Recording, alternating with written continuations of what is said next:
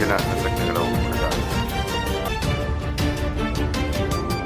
ಸಂಸ್ಥಾಪಕ ಅಧ್ಯಕ್ಷರಾದ ಕುಮಾರ್ ಅವರು ಮತ್ತು ಜನಸಂಘ ಸಂಘಟನೆಗಳಿಂದ ನಮ್ಮಗಳ ಸಂಘಟನೆಗಳಿಂದ ಏನೋ ಒಂದು ಪತ್ರಿಕಾಗೋಷ್ಠಿ ಕರೆಯನ್ನು ವಿಶೇಷ ಶಿವರಾವತ್ನಲ್ಲಿ ಪಂಚಾಯಿತಿಯ ಅಭಿವೃದ್ಧಿ ಅಧಿಕಾರಿಯಾದ ಗಜೇಂದ್ರ ಮೊನ್ನೆ ಒಂದು ಹೃದಯಘಾತದಿಂದ ಎಲ್ಲ ನಮ್ಮ ಕುಟುಂಬರು ಆದರೆ ಇದು ಎಲ್ಲೋ ಒಂದು ಕಡೆ ನಮಗೆ ಯಾಕಂದರೆ ನಾವು ಒಂದು ವಿಚಾರ ಗೊತ್ತಿಲ್ಲದೆ ಮಾತಾಡೋದು ತಪ್ಪಾಗುತ್ತೆ. ನಮಗೆ ಗಮನಕ್ಕೆ ಬಂದ ಮೇಲೆ ಹಲವಾರು ಮೇಲೆ ಏನು ಅವ್ರ ಸಾವಿಗೆ ಬೇರೆ ಬೇರೆ ರೀತಿಯ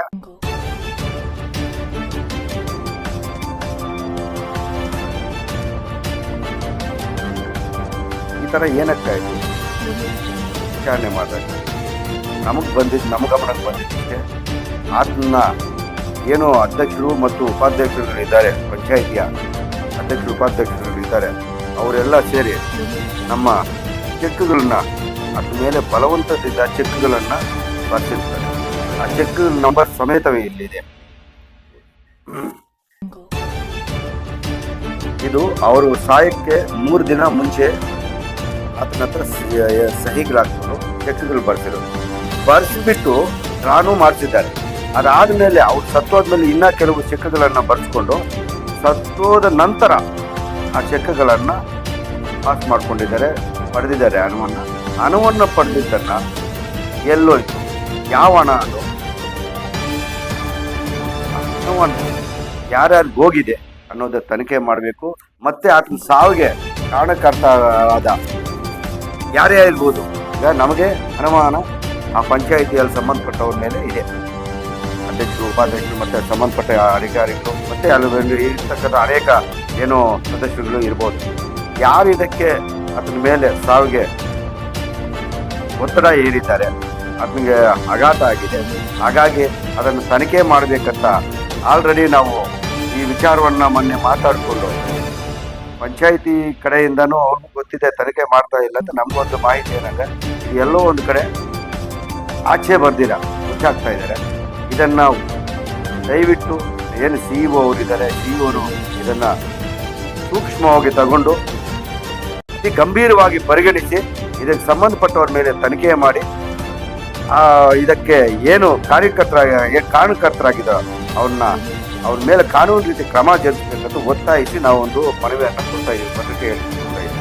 ಇವ್ರು ಏನಾದರೂ CEO ಸಾಹೇಬರು ಇದ್ರ ಬಗ್ಗೆ ತನಿಖೆ ಮಾಡ್ದಿರಾ ನಿಷ್ಪಕ್ಷಪಾತವಾಗಿ ಏನಾದರೂ ನಡ್ಕೊಂಡ್ರೆ ಮುಂದಿನ ದಿನಗಳಲ್ಲಿ ಏನು ನಮ್ಮ ಜಿಲ್ಲಾ ಪಂಚಾಯಿತಿಯ ಕಚೇರಿ ಇದೆ, ಕಚೇರಿಯನ್ನು ಮುತ್ತಿಗೆ ಹಾಕ್ಬೇಕು. ಈ ಮುಖಾಂತರ ನಾವೊಂದು ಪತ್ರಿಕಾಗೋಷ್ಠಿ ಮುಖಾಂತರ ತಿಳಿಸ್ತಾ ಇದ್ದೀವಿ.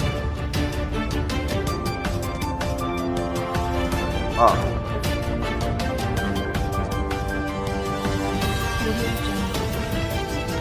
100% ಚೆಕ್ ಒಂದೇ ವಿಚಾರ ಅಲ್ಲ, ಅನೇಕ ಒತ್ತಡಗಳ ಅದ್ರ ಮೇಲೆ ದೌರ್ಜನ್ಯವಾಗಿ ಕೆಲವು ಕೆಲಸಗಳು ಮಾಡಿಸಿದ್ದಾರೆ.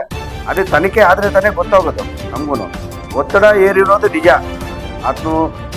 ಅದನ್ನ ಒಂದು ಸಾವನ್ನು ಗೋಪ್ಯವಾಗಿ ಇಟ್ಕೊಂಡಿದ್ದಾರೆ.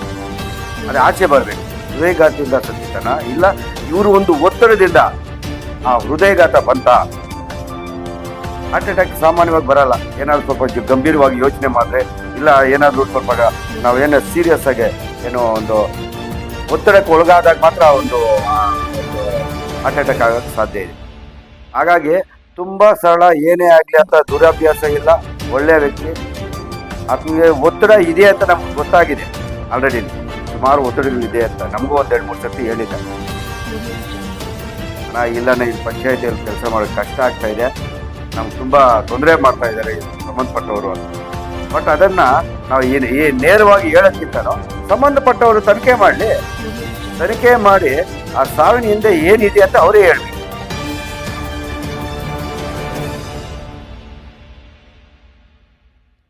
ಊಟ ಮತ್ತು ಜನಸಂಘ ಸಂಸ್ಥೆ ಸಂಯೋಜನೆ, ನಾವು 2 ಸಂಘಟನೆಗಳಿಂದ ಇದೆಲ್ಲ